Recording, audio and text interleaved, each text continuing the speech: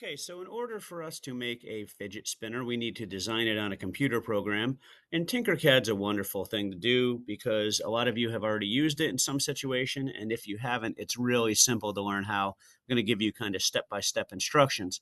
So if you've never used Tinkercad before, you're going to click over on Login, and you're going to go to Personal Accounts, unless your teacher has said specifically, hey, I made a class, kind of like a Google Classroom. You're just going to click over here on personal accounts, but you're going to use your school Google account, right?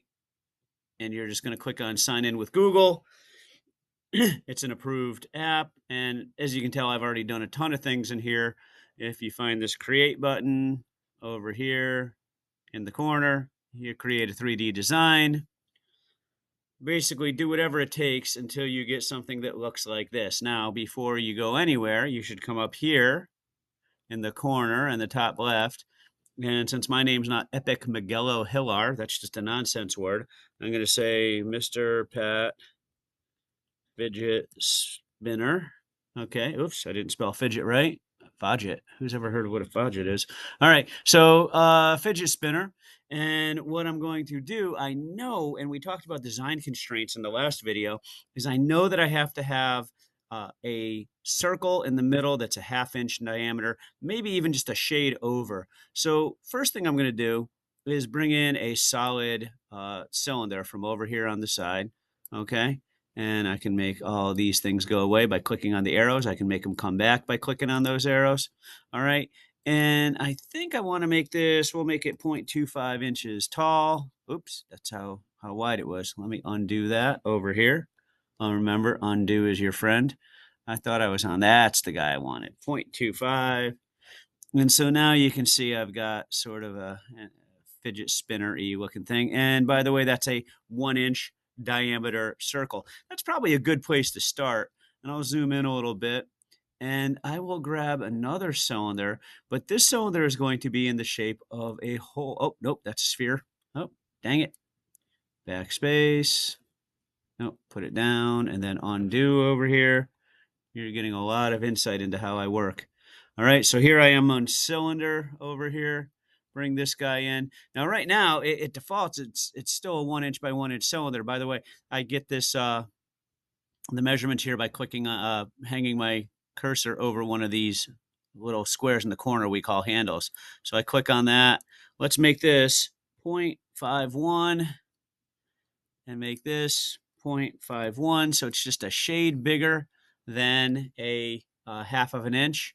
And now I want to get this cylinder exactly in the middle of this guy. And I could try to do that by hand, but boy, that's tough.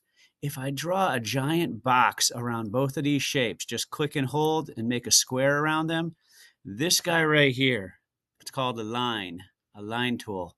That's your friend. Because if you click on this guy here, and you click on this guy here, it's kind of turning red there, it puts it right smack dab in the center. And if I click out of that aligning tool, you can see it's right there. And this little thing, I always call this the birthday party hat because it kind of looks like a cone, like the hat on a birthday party. And I'm just going to push that through.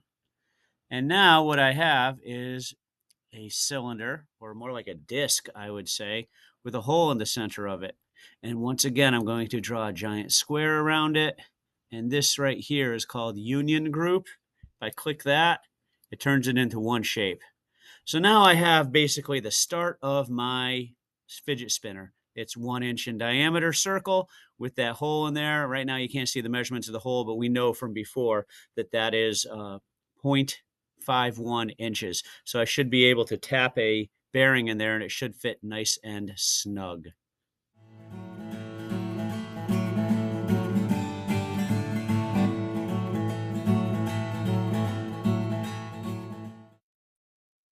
So now that I have this shape here, by the way, I clicked on this home button over here, which put it back like that.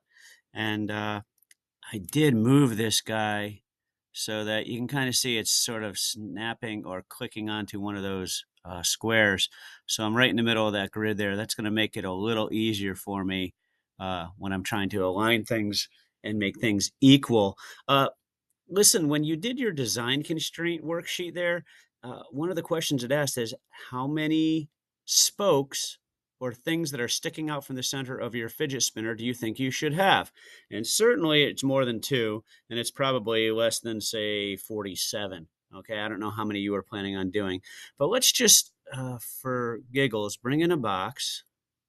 Okay, I'm gonna make it a little smaller. In fact, if I turn it like this, I can also make that 0.25. We can always change this later. So it's the same height as that guy there.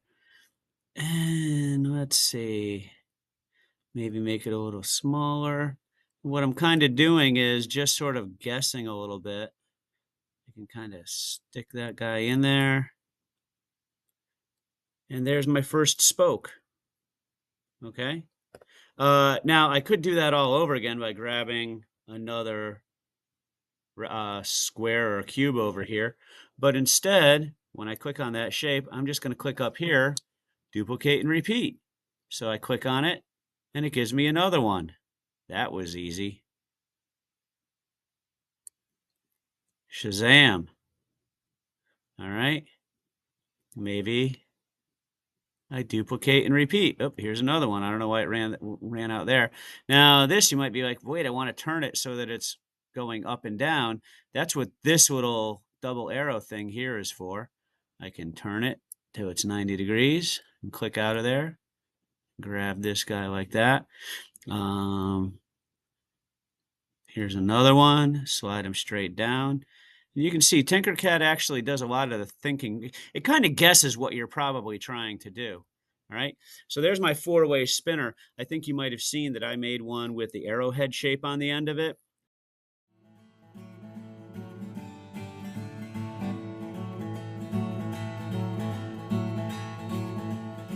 Now this is where it starts to get a little tricky because you've got the 4 here.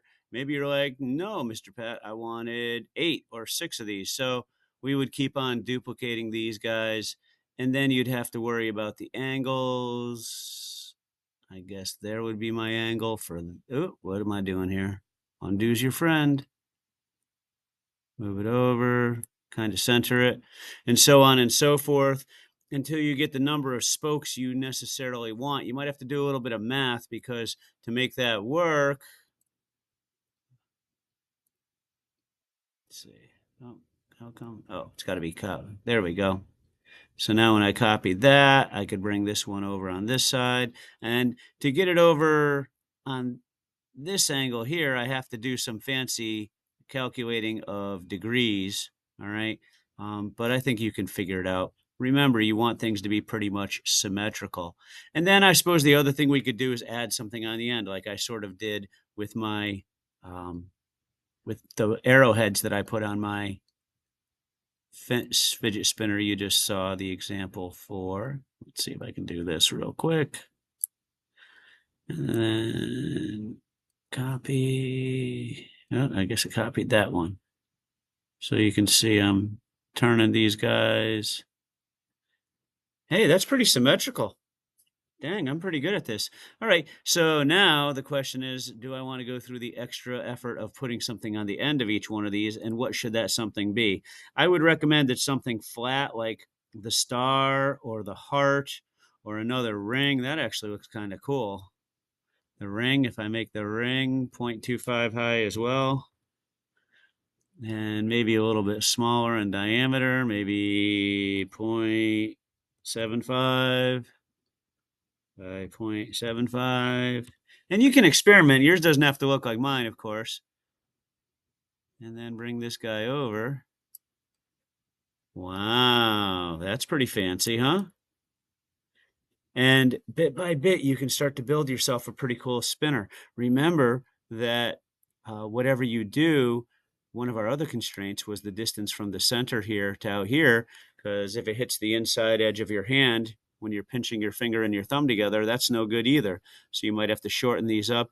There's some real thinking and designing going on here. In fact, you might try making one of these and only to find out that it won't work as a spinner and have to go back to the old drawing board, as they say. That's okay. This is part of our engineering process. It's what we call iterative. In other words, it means that you do things over and over again until you get it right. And that's pretty cool. All right. I'm just trying to give you guys some ideas of things you can do here. And for your spokes. And all I would say is that whatever you choose to do, you got to make sure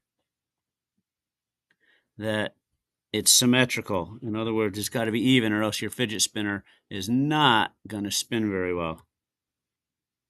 Come on, you stinker. Get in there. Keeps on wanting to make me write a note.